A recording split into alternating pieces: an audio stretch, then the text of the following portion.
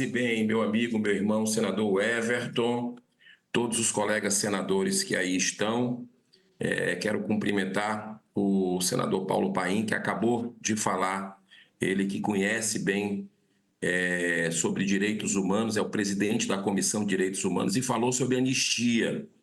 Se falar sobre anistia nesse país, não se pode ter absolutamente nada de excludente, né? Nós precisamos, e faço um apelo a todos os colegas, encarar as pessoas que estão no dia 7 e 8 no dia 8 e 9 de janeiro de 2023, que tiveram seus direitos completamente cassados, da questão de ampla defesa, do contraditório, sem acesso aos autos, pessoas com penas completamente desproporcionais, que é uma caçada.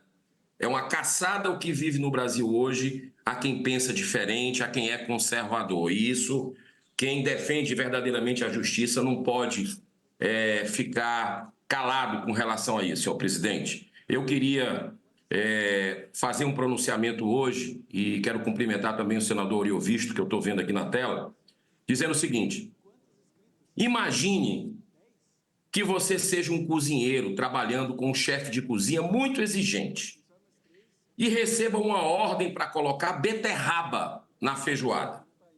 Você, com a sua experiência, argumenta que beterraba não cabe nesse prato, nessa comida tão típica hoje aqui no Brasil.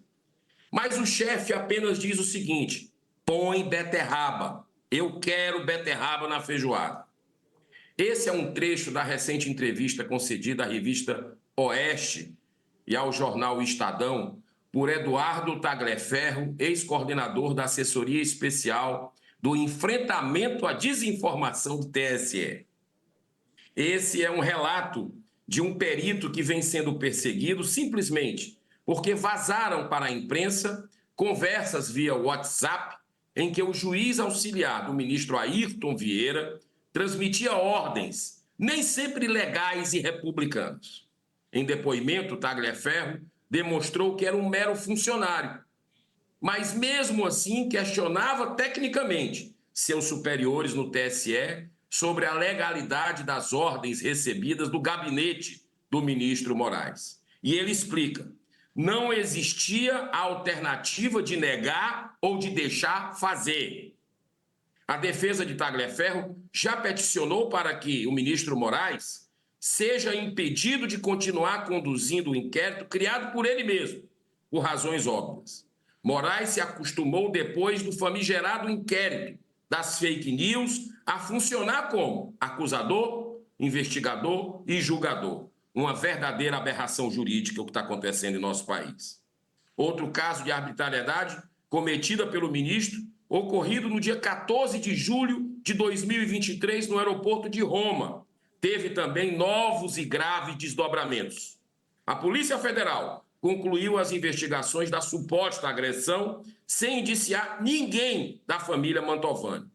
A principal prova é o vídeo das câmeras de segurança, que, por decisão do ministro, estão mantidas em sigilo até hoje, apesar dos vários pedidos da defesa e até da PGR, senhoras e senhores senadores.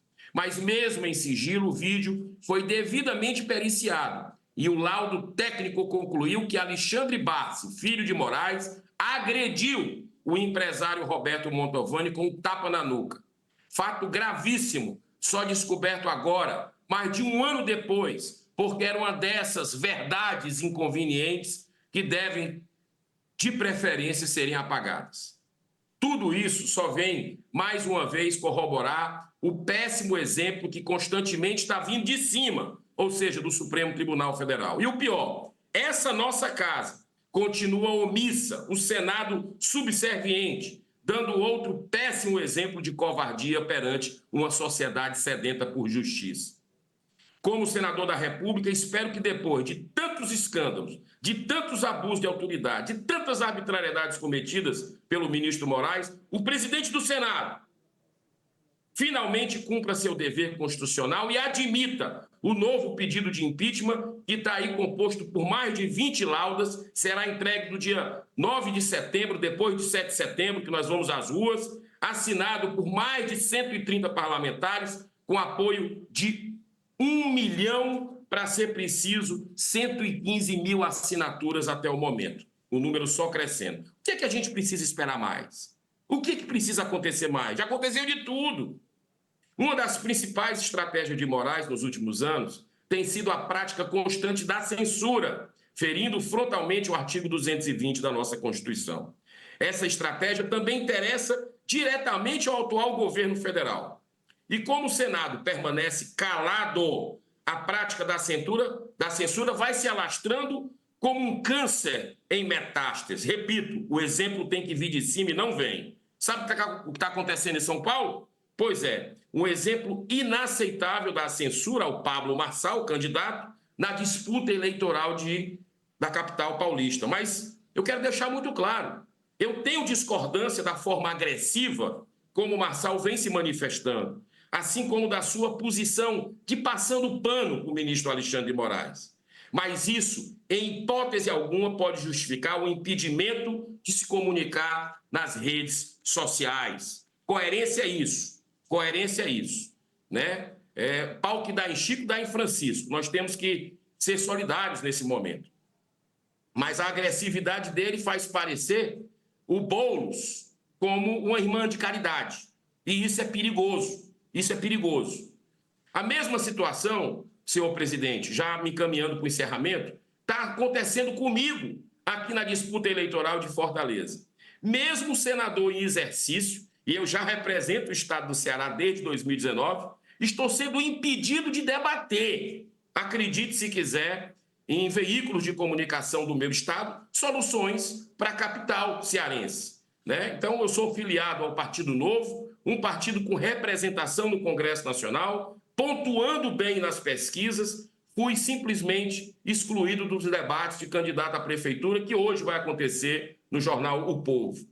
Mas isto está longe de nos desanimar. Muito pelo contrário, só faz aumentar a nossa disposição em manter a coerência, tanto no exercício desse mandato, como na disputa à prefeitura. A quarta maior cidade do Brasil, mas tão maltratada pelas oligarquias que vêm se alternando há décadas. Senhor presidente, o Brasil necessita urgentemente de uma boa e grande renovação do Senado em 2026. E essa renovação passa por essas eleições agora, de 2024. Mesmo sendo, às vezes, uma voz no deserto, clamando, nós vamos continuar fazendo a nossa parte da melhor forma possível, porque Deus faz o resto.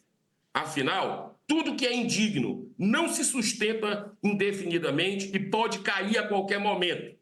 Por isso, a importância da manifestação popular marcada para o próximo dia 7 de setembro, em defesa da liberdade de expressão, pelo fim da ditadura do Poder Judiciário, pelo impeachment do ministro Moraes. Deus abençoe a nossa nação, presidente. Muito obrigado pela tolerância. Eu que agradeço, senador Eduardo Girão. Convido para utilizar a tribuna senador Flávio Arnes, do nosso PSB do Paraná. Vossa Excelência tem até 10 minutos para utilizar a palavra. Em seguida, depois do senador Flávio Arnes, eu vou chamar de forma remota o senador Esperidião Ami. Senhor